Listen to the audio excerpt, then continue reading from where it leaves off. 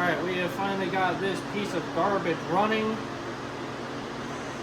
to a degree. We've been playing with the jets on it. You know, got it kind of where it seems somewhat happy, but we won't really know for sure until we go to drive it. We still have a lot to do. The clutch system still isn't done. Still do not have a gas pedal or a fuel tank. What I'm planning on doing is using the fuel tank that she made originally for the Sears, because it's here and it's a good size, because this thing is going to go through a ton of fuel.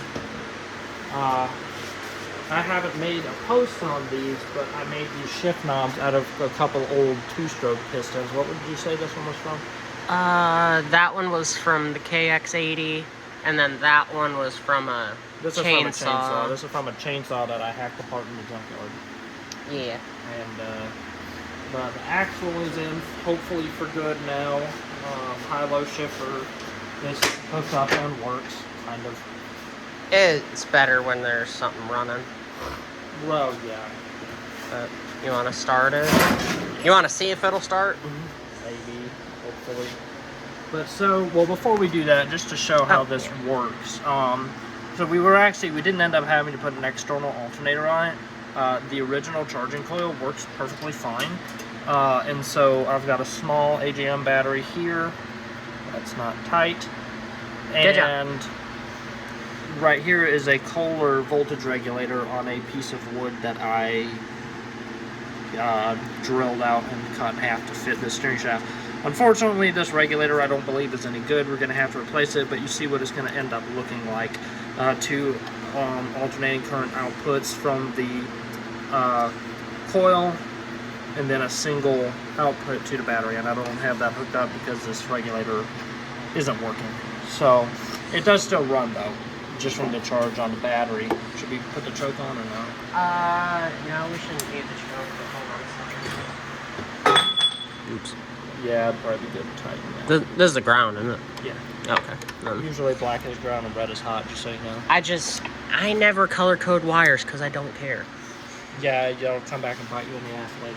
No, just know your machine. Anyway, so no choke? Yeah, no choke. Turn it on, though. Yeah. So we have a normal, instead of a turn ignition switch, I just have a flip switch here, and all it does is when you turn it off, is it cuts power to the positive side of the coil, just like an automotive ignition. So, let's see if this works.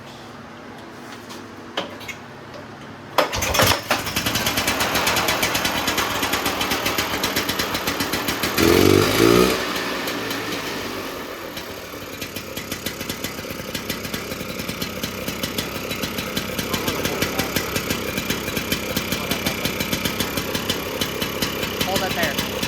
Hold it there.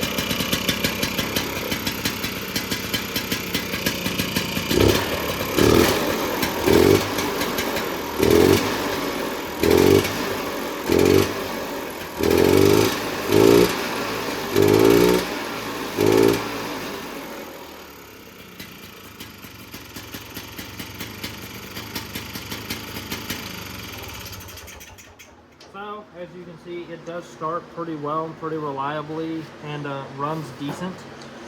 It is still on the richer side for the idle. It doesn't rev up high enough to start with, and it just brings it down lower. There's still some more tuning that needs to be done with that carburetor, but ideally it'd probably be better to have a smaller one on it. Yeah, but we'll figure that out once we get to that point. So Yeah. we got our front tires on it that we will be using. These are off of a snowblower, right? Yeah, they're from Snowblower. We don't have a tie rod on it yet, so you can do this. It's fun. Yeah. It totally sucks when you're trying to move it. We still have a ton of work to do on this thing, but we're hoping to have this done in a couple of weeks to be able to go down to Rich's. And we're planning on going to Blue Hollow. That's what he wants to do anyway. Yeah. And now that my tractor is more put together than it was before, it's essentially ready. I have a few things that I need to do still, but now all my time can go into that instead of into this. So, anything else to add? I believe that is it. All right, so that's all. Okay, so apparently Oppie air filter covers also work great as Frisbees.